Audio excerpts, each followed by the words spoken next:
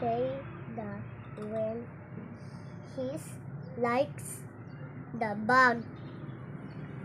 Tim has a funny bug. The bug likes to hug Tim. He also likes to sleep in a mug. One day, the bug got stuck in a jug.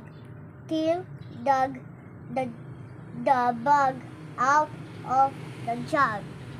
Where do the bug likes to sleep? The bug likes to sleep in a Mug. What happened to the bug? Stuck in a jug. Correct.